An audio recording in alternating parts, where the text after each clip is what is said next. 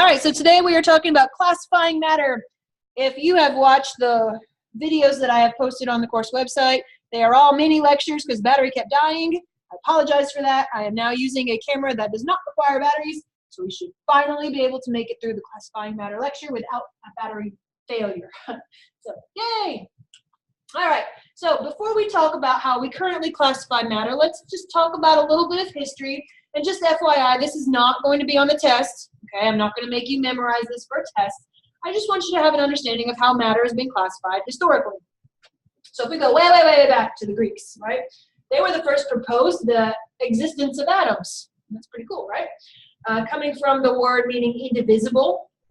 And if you have studied the Greeks in, your Western civilization class or whatever, they proposed 4 elements: air, fire, earth, and water, right? So even back in the Greeks, it's a long time ago, long before we were around, matter was being classified, right? That's something that has been going on for a really long time. Have you ever heard the word alchemy? Ever heard of this? Yeah, maybe talk about it. If you read literature, you're talking about alchemy. What's going to happen if I turn my straw into gold and all that stuff, right? There's belief that you could turn lead or other invaluable substances into gold. That was an idea. Again, this idea of classifying matter and value associated to different types of matter is not new. This one you probably haven't heard of unless you've taken some history of science kind of courses. And I always like to show it to students because it's good for a laugh, number one.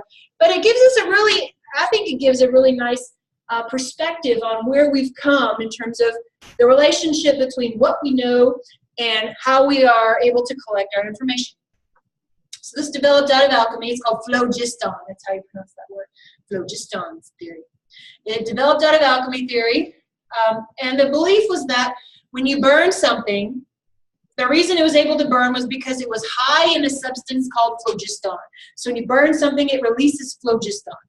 And then burning ended when all the phlogiston was gone. Right? So if I take this paper and I set it on fire, it's going to burn until all the phlogiston's gone. And that's what makes it stop burning.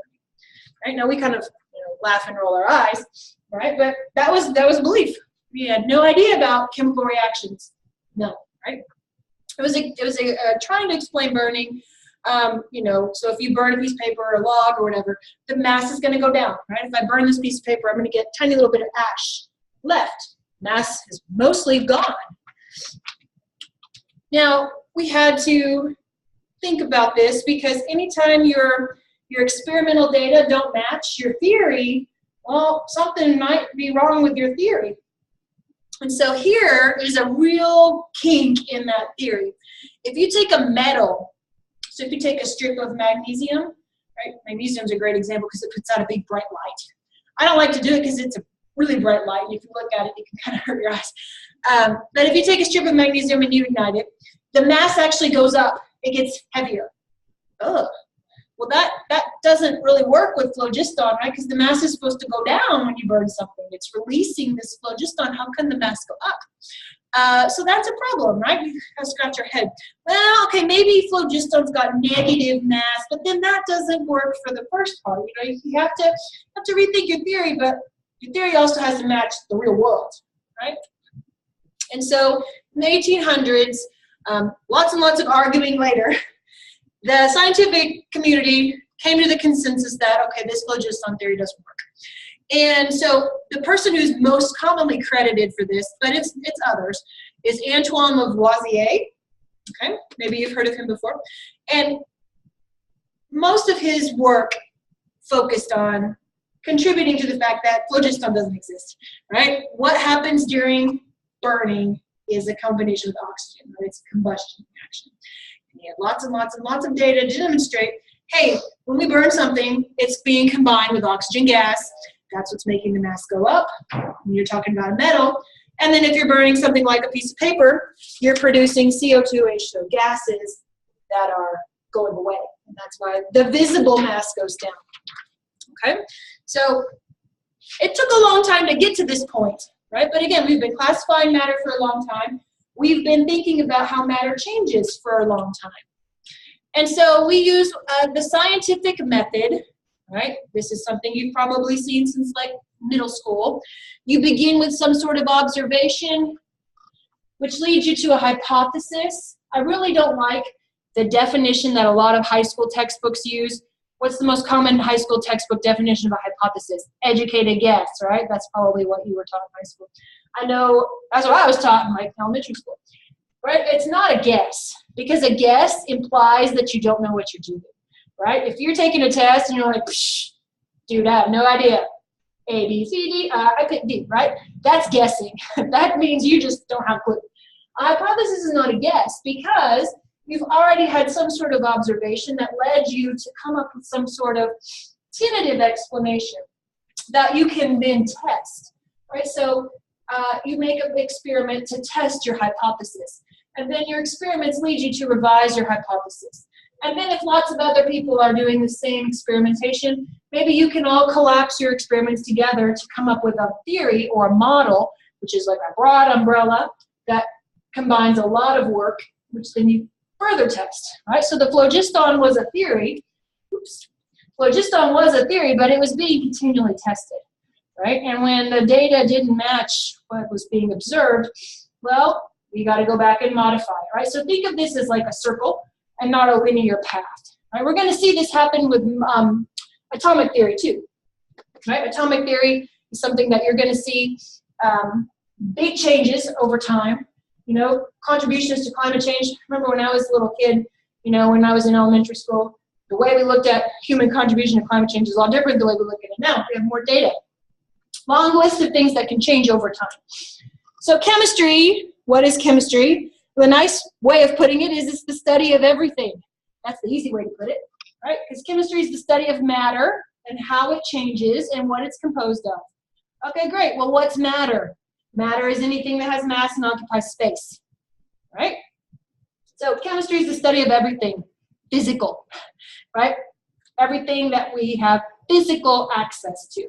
So obviously we're not here to study the intellect, right? I can't study the thoughts going through your brain. That's not something that chemistry is capable of studying, right? So we're not here to study the intellect. We're not here to study what motivates you. We're here to study physical matter, okay? So don't confuse, you know, chemistry and, say, philosophy, right? Because those are two different things. Philosophy, math, those are all things that can't be touched. They can't be grabbed. They can't be physically put in a beaker, right? We're studying physical things. And so chemistry is everywhere, right? We are all here for some reason. A lot of people are here because, you know, you have to be. But maybe I'm going to convince some of you to become chemists. Who knows? And it has relevance to our daily life. We get to do some fun experiments, benefits to society. A lot of you are here for this reason, right? Career opportunities. So here's what I want you to do. I'll pause the recording and let you do this. Don't look at your notes. Don't look at your book. Just use your memory from previous courses. Draw how you think the particles in a solid look. You could see at the atomic scale, what would a solid look like? Then draw what a liquid would look like. And then draw what a gas looks like at the atomic level, and then kind of come to a consensus, and then I will show you what I would expect you to draw on a test. So I'll pause the recording for a couple minutes, give you a chance to do that. All right, let's go over this one. This is something that I could ask you to do on a test. So I want to go over how I would grade this. All right, you can grade yourself. See where you fall on the grade scale here. All right, so particles in a solid. Are they close together, far apart? What? They're close together. They're in close proximity, right? So you could draw them like this. Are they random or are they oriented regularly? It's a regular arrangement, right? So you want to draw some sort of regular pattern here. That regular arrangement, it's a regular repeating arrangement.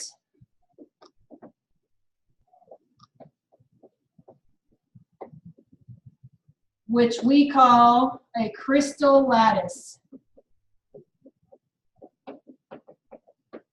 It's a regular repeating arrangement. That's called a crystal lattice. So you could have drawn it like this. I also would have accepted it if you drawn it like a three-dimensional kind of cube. If you look over there on the cabinet in the lab, right over there on the cabinet, those are all crystal lattices, right? It's a regular repeating arrangement. That's just showing it in 3 dimensions. Okay, I would have accepted either one. Now, in terms of motion, are particles in the solid state solid? I mean, staying still, or are they moving?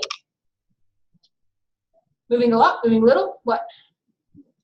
Very little, right. Vibrations only. Unless you're at absolute zero, right, which we talked about last week, that's when particles stop motion. That's why the Kelvin scale is called the absolute scale. Kelvin temperature scale is based on atomic motion, right? And so if you are drawing something that's capable of vibrating, you need to show that in your drawing. Okay, so pick a couple atoms, just pick a couple randomly, and just draw some little waves, right? Just showing that, yes, there is motion here. It's not a lot of motion, but it is motion, right? Because we need to demonstrate through our drawing that, yes, there is motion here, right? It's not a lot of motion, but it is motion, right? So particles in the solid state are in this regular repeating arrangement, which we call crystal lattice, and they're capable of vibrations. All right, what about liquid? What do particles in a liquid look like? Close together, far apart, kind of the middle, what? Liquid phase, what'd you draw? They're close to each other. Are they in this regular repeating arrangement anymore? No, no more crystal lattice. So it is random orientation, but they are in closer proximity. They're not as close as in the solid, right? So now we have random orientation. We're no longer in a crystal lattice, right? A crystal lattice is rigid, it's repeating, it's ordered. Liquid phase, no more of that, right? There's random orientation. In terms of motion, is there more motion or less motion than in solid? More motion, right? So we have more motion. And the way we represent that is with little arrows, just in random directions. You know, so just draw some random arrows.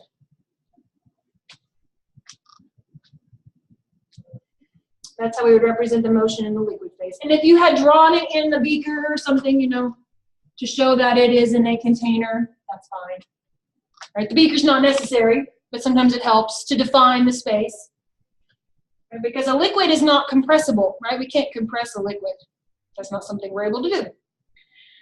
And then in the gas phase,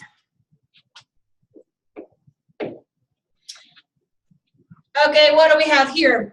Closer together than the liquid or further apart? Lots further apart, right? Big spaces, right? Because gases are mostly empty space. So again, we're still random orientation.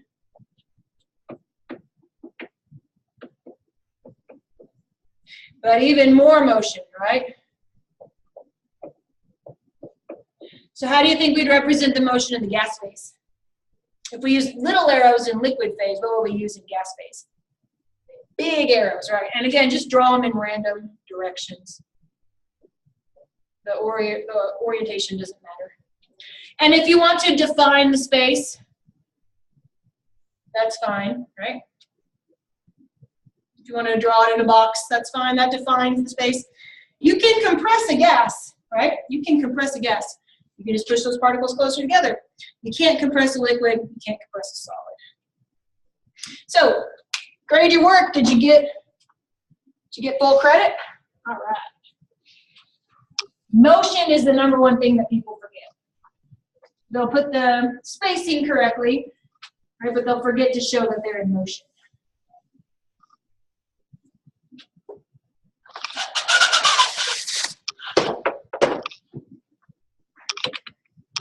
Right, so I don't think it's on page 64 in our current edition, but this is showing water in 3 different phases. Again, I don't think it's on page 64 in the current edition, but in terms of shape, volume, and compressibility, right, solids are fixed shape, fixed volume. You can't compress a solid. Liquids are variable shape, right, because I could pour this into a different shape container and it would take on that shape, but the volume stays the same. right? And you can't compress a liquid. Whereas gases are variable in shape, variable in volume, you can compress a gas. So there's just figures from a different textbook than the one we're currently using. That's the crystal lattice. There's liquid phase, no crystal lattice, and then there's the gas phase, right? Complete freedom. And we can compress a gas. That's something that we can do. Why? Because gas is mostly empty space, right? So if I want to compress this gas, put it in my bike tire, I'm smushing the particles closer together, right? I'm just evacuating that empty space, and I'm smushing the particles together. That's why I'm able to compress gases. How many of you have got notifications from your car like this lately? If you have a newer car, I noticed I was on 0. I was in park when I did this.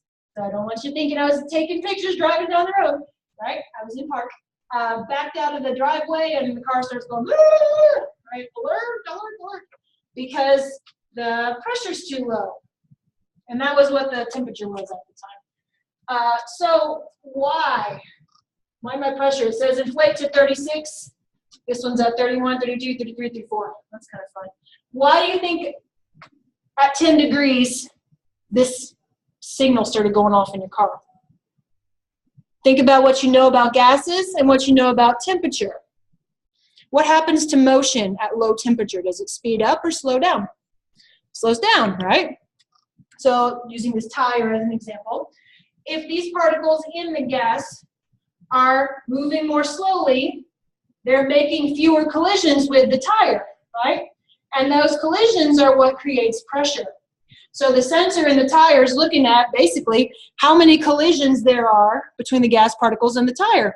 That's what's causing the pressure. Now, obviously, that's PSI. That's not a metric. But nonetheless, the sensor says, hey, there aren't as many collisions here. It doesn't know why there aren't as many collisions, because the car is not smart enough to know that it's from the temperature and not because you have a leak, right? The car just says, hey, your pressure's low. The reason why, low temperature, pressure goes down because there are fewer collisions, right? You're slowing down the motion. What would happen eventually, and if we got to a really cold temperature, you would condense that that gas to a liquid, right? I mean, that's at a much lower temperature than anything we're going to hit. But I mean, you could eventually condense that. Okay, so these are 3 phases of water. One's a solid, one's a liquid, what's a gas? So what's A? That's gas phase, right? What's B? That's solid phase. And what's C? Liquid phase, right? Now, when we talk about states of matter, these are probably symbols you're familiar with, right? S in parentheses, anytime you see that, that means it's a solid state. I write this as cursive L, just so that you don't think it's the number 1. That's why I put it in cursive, okay? You don't have to write yours in cursive if you don't want to. I just put it in cursive so that you can tell that it's L and not the number 1. G stands for gas, and then this one we'll deal with later. It's aqueous, AQ, which means dissolved in water. Okay, so if I took a scoop of salt and I dumped it into my water bottle here, that'd be really disgusting, but good, right? Stir, stir, stir. That water would now have salt dissolved in it. That's where we'd use the AQ. Okay. This is not from your book. It's from a different book, so ignore that, right? But these are the phase transitions. And so, I should take that page number off. You're probably familiar with most of these, right? If you go from solid to liquid, that's melting. Yes, if you go from liquid to solid, that's freezing. Got a lot of that going on outside right now. If you go from liquid to gas, that's vaporization. You most commonly hear that called boiling, right? Boiling. But boiling is a specific temperature. Boiling occurs at the boiling point. But you can have vaporization at temperatures other than the boiling point. That's why we call it vaporization, because vaporization is a much broader category. If I dump some water out on the table, it'll vaporize, but it won't boil. Right? Boiling only occurs at one specific temperature. Gas to liquid is condensation. And then these are the 2 you may not be familiar with. What's solid to gas? You want to know that one? You want to know that one? It's sublimation. I'm not sure why it's in there. Not in there. Sublimation. And then gas to solid is deposition. These are the two you may not remember from previous classes. And these are the two that students think, oh, I'm never going to see sublimation. I'm never going to see deposition. Well, you're in luck because it's wintertime outside and we've got a lot of snow. And you're going to see both of these. Let me show you. All right. Now, we're probably not going to deal with a whole lot of this right now, but maybe. This is frost. Okay, that's what that's a picture of. What's the difference in frost and ice? Okay, ice comes from water droplets that were on your car, and then they just froze overnight, right? So if you had, you sprayed your windshield and you got a whole bunch of water, and then you went away, and that water froze. That's ice. Okay, frost occurs when there was no water, no liquid on your car. You come out the next morning and now there's this solid stuff on there. That's frost, right? That comes from deposition. How did it get there? If there was no water on your car, but now there's this solid stuff, where did it come from? Water vapor in the air deposited directly on your car. That's deposition, okay? So don't confuse deposition and ice, because if you spray a hose on your sidewalk and then go away and it freezes, that's not deposition, right? But if you come out and your sidewalk's covered in frost, that is deposition. And here's sublimation. I've seen this driving into work this morning, and I saw it yesterday too. If you ever look out above snow, and you usually are more likely to see this in the morning, but you see it in the evening and during the day too. You see that kind of foggy haze above snow. Have you seen that? I mean, I saw it today. I drove through it, like you just drive through it. There's this just haze above snow. What is that? Well, there's no liquid here, right? That snow is all solid phase. It's not liquid. And that gas, and that hazy stuff, that's sublimation. The snow is subliming. So you'll see this in the wintertime. You can probably see it today driving home. Pay attention to the road, of course, right? But if you notice looking through a field or something, you can see that haze above it. That's sublimation. The solid phase is going directly to the gas phase. So wintertime is perfect for seeing sublimation and deposition. Students are always like, oh, I never see sublimation and deposition. Well, that's wrong, because you see them all the time in winter. We're probably not dealing with a whole lot of frost right now, but maybe as it gets to be warmer, we'll have frost. All right, so here's dry ice, chunk of solid CO2. That's what dry ice is. Have you ever heard of dry ice? Just a chunk of solid CO2, okay? And there's the sublimation, right? It's going from solid to gas directly. And so if this is what solid CO2 looks like, on your paper, I'll pause the video, draw what gas CO2 looks like. And then check your work, because this is a question that students miss a lot. You might think, boy, this is a really no-brainer question, but a lot of people miss this, so I want to make sure we talk about it. So let me pause the video, and then we'll talk about it. Okay, let's go over this one. So there's solid CO2. What's gas phase CO2 going to look like? I'm going to draw you the two answers that I get. So you pick the one that's correct. So here's option A. Here's option B. Okay.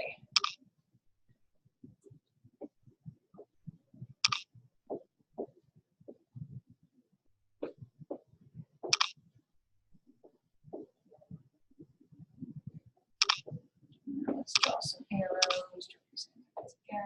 All right, there's option A.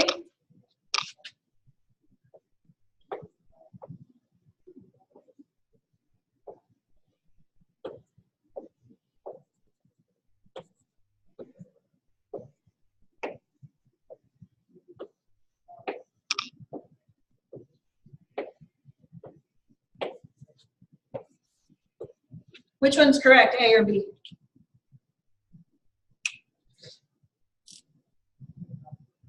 How many drew something like A or visualized something like A? How many drew something like B or visualized something like B? Okay, so we're split. Well, the correct answer here is A. And let's talk about why. Because dry ice is CO2, right? So what happens here is CO2 solid is becoming CO2 gas. right? Are we changing who's bonded to what? No, right? This is called a physical change. In other words, the bonding has not changed. Carbon is still attached to 2 oxygens. Carbon is still attached to 2 oxygens. That's why this is the correct answer. In this one, is this still CO2? No, it's not. This is just C and O, right? So what you've done here is you've taken CO2 and you've split it up into C and O, right? You've now changed the bonding. So this is what we call a chemical change. And all these changes of state, melting, boiling, freezing, subliming, etc., right? Those are all physical changes. They don't change the bonding, right? H2O in snow is still the same as H2O in my water bottle, right? We haven't changed the bonding. So this is why I always draw this problem out, because a lot of people fall into this category, okay? This is not the correct answer. If you got it wrong, make sure you understand why this one is correct. Yes? Okay. When we boil or freeze or melt or sublime anything, that's a physical change. That doesn't change the bonding, it just changes the state of matter. So how close they are to each other and how much energy they have. Particles where you split up the bonding, well, that is now a chemical change because the bonding is different.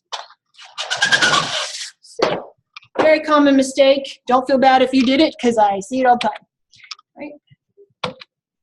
Let's talk about elements. Again, that's not on page 67. I need to just take those page numbers off. I'm not sure what page it's on in the current edition. So elements are substances that cannot be broken down further. Now, I mean, you could argue, well, what about when you get to the atomic level, and then you could break them up with the protons, neutrons, and yeah, we're not dealing about that anymore.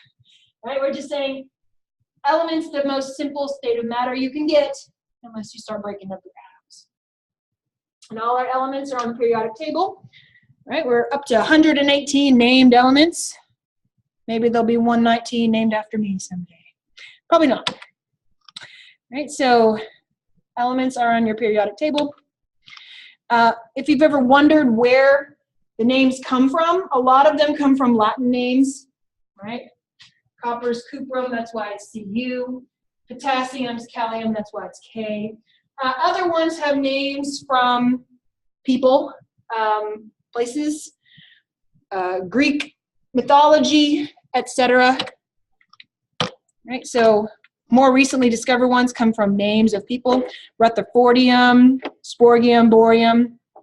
Okay, so a lot of those Copernicum are coming from people and then places. And so we divide our elements into metals and nonmetals. Metals and nonmetals. Actually, I don't have a periodic table. Wait, yes, I do. I thought I didn't copy them, but I've got them ready. So just keep this handy somewhere. We're going to refer to it a lot this semester. The one that I just gave you is the version of the periodic table that you'll get on tests and quizzes. Okay.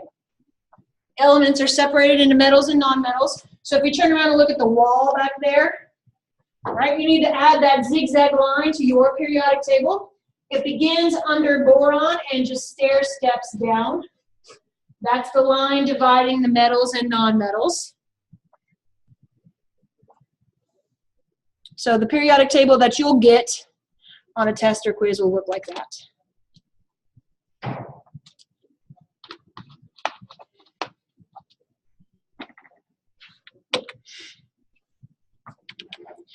And so where are the metals versus the nonmetals? Thought I had our periodic table in here, but it doesn't appear that I do. That's okay. I use this one from the textbook. It's way old though, because notice it doesn't have any of the new ones. Everything to the left of that zigzag line that you just drew, those guys are all metals, okay? So the periodic table is primarily metals, right? Notice down here, we go 55, 56, 57, 72. Hey, how do we go from 57 to 72? Well, if you look down here, there's 58 through 71 smushed in right here. And then same thing, 87, 88, 89, 104. How would we do that? right? 90 through 103 are right here. So we actually imagine these two being smushed in right here. Okay, so they are considered metals as well. So everything to the left of that zigzag line, those are all metals. Everything to the right, those are all non-metals. And then the ones that are touching it, with the exception of aluminum. Okay, aluminum is a metal. It is not a metalloid. These guys along the zigzag line, with the exception of aluminum, are called metalloids. They have properties of both metals and non-metals, except aluminum. Okay, aluminum is quintessential metal. I mean, it's just like, if it's the description of a metal to the T, it is not a metalloid. All right, so most metals, I mean, just think of aluminum foil. It's like the textbook definition of what a metal looks like. It's a solid at room temperature. Just imagine a sheet of aluminum foil. You're going to bake some chocolate chip cookies. Right? Sheet of aluminum foil. It's a solid at room temperature. It stays a solid when you put it in the oven too, right? It's got a really high melting point. It's shiny. That aluminum foil is shiny. Usually there's a shiny side and the matte side on most aluminum foil.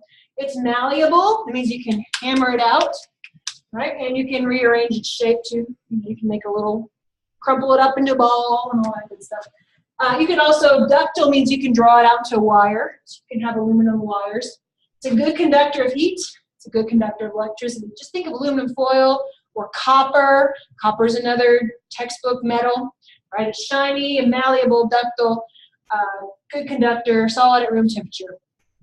Now most non-metals, just take what you think of for a metal and do the opposite of it, right? Because most non-metals are gases or solids at room temperature. There are some that are solids, okay?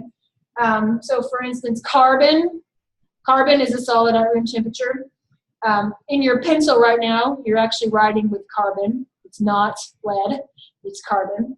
And then there's a form of carbon, diamond, right? It's shiny, but it's not really shiny in the sense of like aluminum foil shiny, right? Brittle, now again, carbon's kind of the exception. As graphite, it's really brittle, right? Because the pencil that you're writing with right now, that's really, really brittle. Diamonds obviously aren't. So that's one example.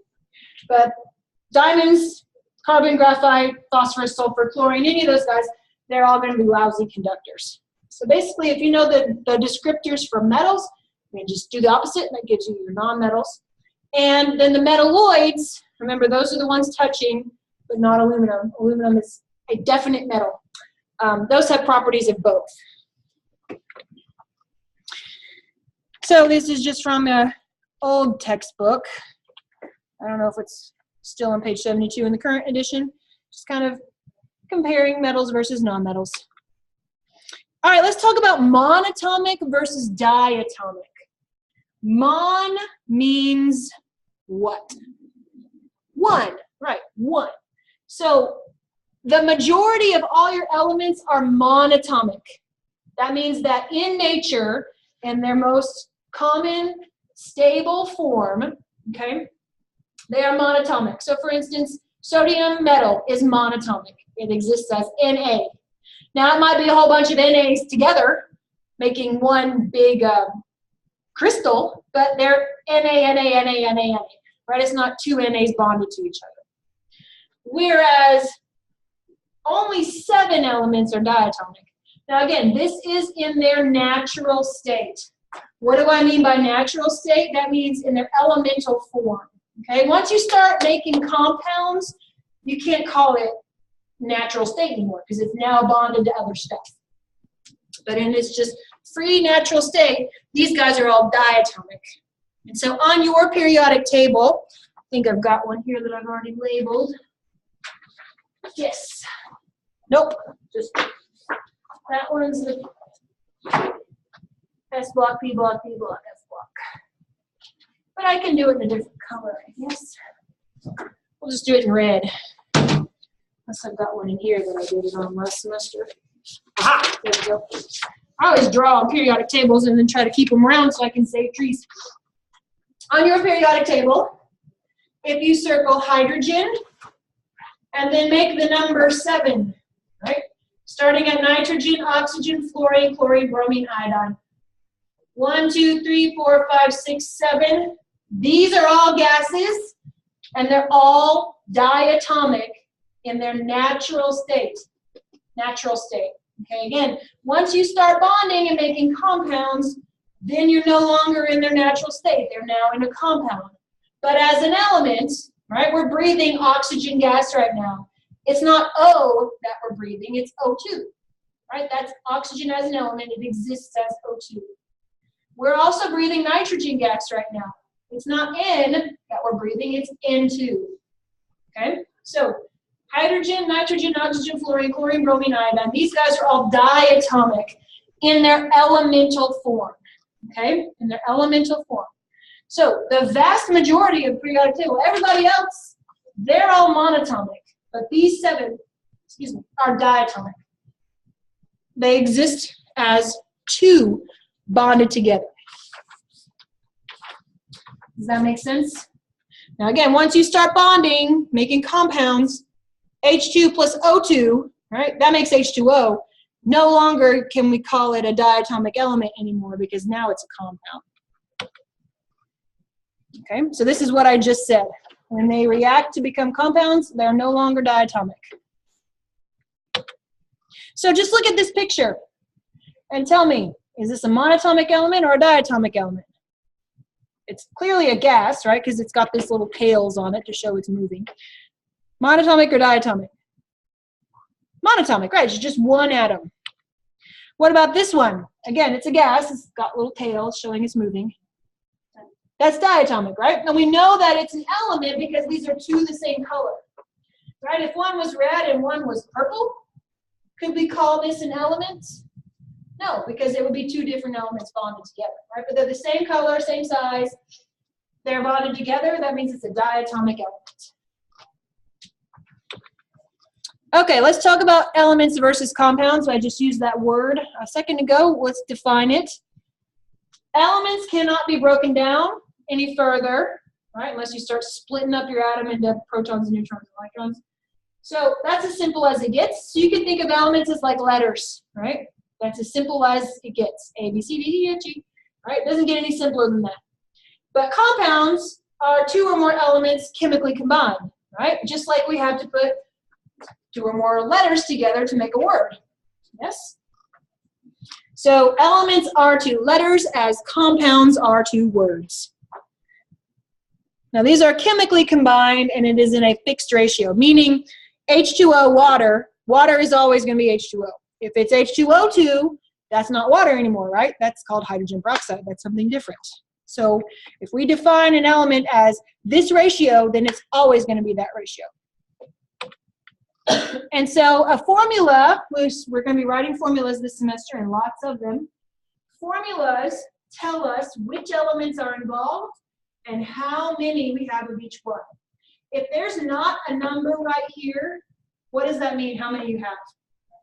1, right. So we don't need to write a subscript of 1, right? It's not H2O1. I mean, you could put the 1 there, but it's unnecessary. Right? If there's just 1 of it, you don't need to put that subscript of 1. And just a reminder that the properties of compounds are not the same as the properties of elements that were used to make it. Okay, so elemental sodium, Na, plain old Na, it's monatomic. It ignites with water, okay? I mean, it'll burn your skin just from the moisture in your hands. So this is solid, and it looks kind of shiny, right? And if you slice it off and you put it in water, it'll burn. It'll ignite. It's not something you want to touch, and definitely don't want to ingest it, right? Chlorine gas, green, toxic, definitely don't want any part of chlorine gas, right? No, no, no. But when we make sodium chloride, which is made out of Na and Cl, okay, so long as you don't go home tonight and like eat 3 pounds of it, it's non-toxic. You have to ingest a ton of it at once for that to be a real problem for you. Can you touch it? Yes. Can you eat it? Yes. Is it reactive? No. Right? So the properties change when you make a compound. So just remember, just because the elements have crazy properties doesn't mean the compound will have those same properties, and vice versa. The compound might have crazy properties, but the parent elements may not. Okay, so the properties change once you start combining them. So let's just do these together, just shout it out. Element or compound for HE. Element, what about this one? Compound, what about this one? Compound, what about this one? Element and compound, good. Just a note, anytime you see something in parentheses with a number outside it, that number gets distributed to everything inside the parentheses. So this is made out of 1 barium, 2 nitrogens, and 6 oxygens. Okay, that gets getting distributed. All right, mixtures. Now, compounds are chemically mixed, whereas mixtures are physically mixed. They're physically mixed. So what do I mean by physically mixed? If I take a scoop of sand and I put it in a bucket, and I get a scoop of gravel and I put it in a bucket and I stir it up, right? That will be a mixture. That's a physical combination. If I take a scoop of sugar and I dump it in my water bottle and I shake it up, that's a mixture, right? You can separate a mixture using physical means. If I put a scoop of sugar in my water here and I thought, I want to get that separated back out, how could I get the water and the sugar separated again? It wouldn't be hard to do. Does anyone have any guess? Heat it, right? If I boil off all the water, I'd be left with that sugar back, okay? So you can separate mixtures using physical means.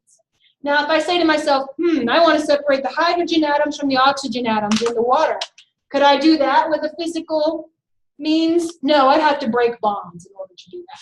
That's going to take a lot different strategy than separating a mixture. Okay? So everyone understand the difference between a compound and a mixture? Compounds involve bonds, mixtures do not. No bonding in a mixture, yes bonding in a compound.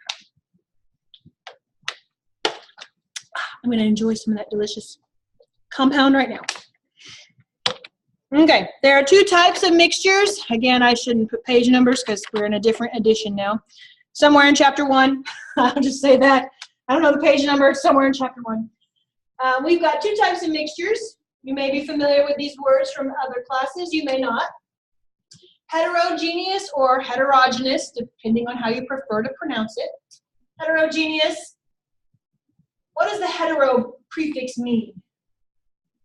Same or different? Different, right? So this is uneven distribution, right? The composition is different throughout. So if I have chili, right? I made chili this weekend.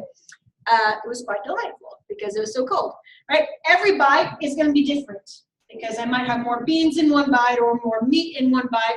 I put mine over noodles because I'm weird like that, right? So you might have more noodles in one bite, more cheese in one bite, right? The composition is unequal throughout. It's different throughout. As I'm eating my chili, it's going to taste different. Whereas homogeneous or homogeneous, again, depending on how you prefer to pronounce it, this is even distribution all throughout. Okay? So if I take a scoop of salt, this would be gross, but I can do it. Right? Take a big scoop of salt, dump it in here, shake, shake, shake. Wait for it all to dissolve. It should taste just as salty at the top as the middle as the bottom. Right? If you go home tonight and look at your gallon of milk, it even says homogenized on it. How many of you have ever seen raw milk, natural milk, straight from the cow or the goat or whatever animal it's from, right? Raw milk separates. It separates into layers. And you have chunky on the top and not chunky on the bottom, or vice versa, depending on the densities. Okay, that would be heterogeneous. Raw milk, straight from the source. But most people don't want to deal with chunky milk, right? So milk is homogenized. That means that chemicals are added to it. Now, they're not dangerous chemicals. It's fats, essentially, that make those 2 layers not separate out. They stay dissolved in each other. Okay, so it's even throughout. So you don't have chunky milk unless your milk starts going bad. That's chunky for a different reason. Your milk's been homogenized, so that it's even composition throughout. Do we understand the difference between these 2 words? All right, so this is from old textbook, old edition, I should say, page 68. Okay, so if you're getting a sodium chloride IV, right, that's the same composition throughout. This would be separating unevenly, right? That's heterogeneous. So let's shout out our answers here. Now, when we're talking about powering, we can either be talking about the mix, the dry mix, or once you've made it into the solution form. Would that be homogeneous or heterogeneous? That'd be homogeneous, right? It should be the same throughout. What about cereal? Heterogeneous. What about tap water? This one's tough. There's what it is in theory and what it is in actuality. In theory, it's homogeneous, right? Because once it comes out of the processing plant, it should all be the same. But what happens in practice?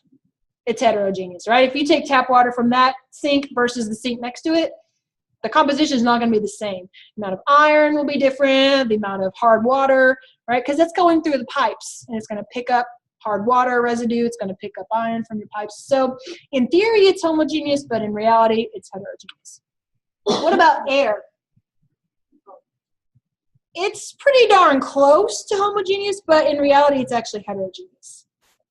Because we know approximate, you know, it's approximately 70% nitrogen, and it's approximately, but is that exact? No. What about brass, which is made out of copper and zinc? That one's homogeneous, right? You can't see where the brass has copper section. Oh, that's clearly the copper part, and that's clearly the zinc part. No, there are no differentiating lines. Potting soil would be heterogeneous. Jello, assuming you don't put like fruit or something in it, homogeneous. And salad would be heterogeneous. Good. Okay, let's go through these pictures. Now we're going to put it in chemistry mode. Element, compound, or mixture. Now, if it's a mixture, you need to use heterogeneous or homogeneous. You only use these two words to describe mixtures. Okay, there's no such thing as a heterogeneous element. That doesn't make sense. There's no such thing as a homogeneous element. That doesn't make sense either. Because if it's an element, then by definition, it's homogeneous. If it's a compound, then by definition, it's homogeneous. These two words can never be combined, because that's like saying you've got a square circle. That doesn't make sense. Right? So you only use these two words to describe mixtures. So A, what is that? Compound. Good. That's just a straight up compound. You knew it was a compound. Why? Two different colors, right? And all of them have the same, right? It's one black and one red. It's not like one of them's blue here, right? They're all the same. What about B?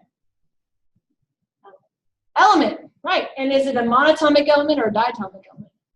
That's a diatomic element. Good. What about C?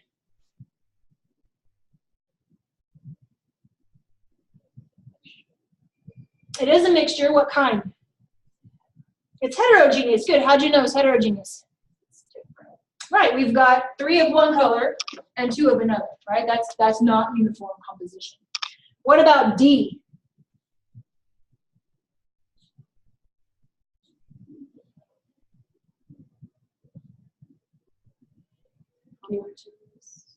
Homogeneous mixture. Good. Because you've got 2 look like this, 2 that look like this. Right. That's even proportions. And E, what's that? Heterogeneous mixture, right? Make sure you use the word heterogeneous only with mixture, right? Only with mixture. And don't just put heterogeneous, because that's just an adjective, right? That's like saying, that's blue. Well, you tell me more. It's a blue solid. It's a blue fish. It's a blue door, right? Heterogeneous and homogeneous are just adjectives. So you'd say heterogeneous mixture, homogeneous mixture. Only use those 2 words in reference to mixture, never in reference to element or compound. Okay, physical and chemical properties. We've already discussed these indirectly, but let's go ahead and formally define them. Again, this is all in chapter 1. I don't know the exact page number in the current edition.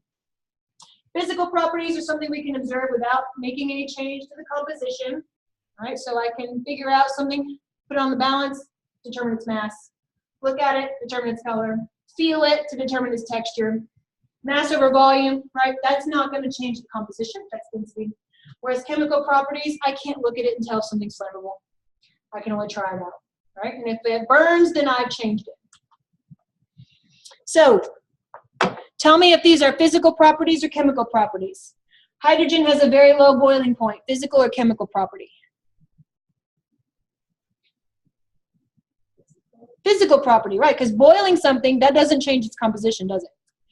Iron rusts. That's a chemical property. Good. Copper has a high melting point. That's physical property, right? Because if I melt something, I haven't changed its composition. Silver tarnishes. That's chemical property. Good. Gold is very unreactive. That's chemical property. Good. And then physical and chemical changes, just like physical and chemical properties. Physical changes do not alter the composition, whereas chemical changes do. Right? We've talked about physical changes all morning: melting, freezing, vaporizing, condensing, subliming, depositing, right? Cutting, tearing, folding, all that good stuff.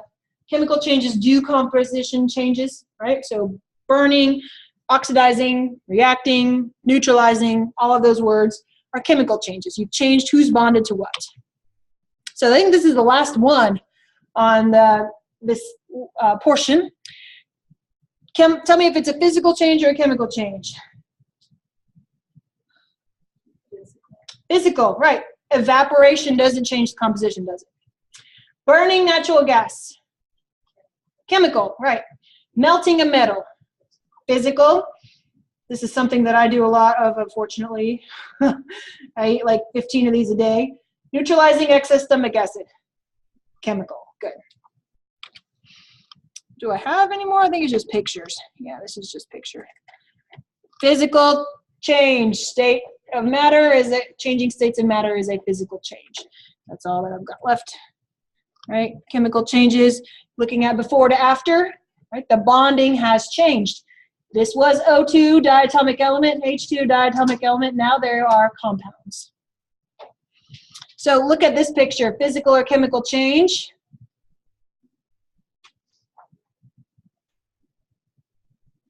It's physical change, right? Because it's one red and two whites, just going from close random orientation to far apart random orientation. So what process is this? Evaporation or vaporization. I'd accept either one. Yep. And then what about this one, before to after? That's chemical, right? Because we have C bonded to 4 hydrogens, and now carbon is with O2, and that's it, right? And hydrogens with oxygen. This is bird. All right, we're going to stop here. Let's see.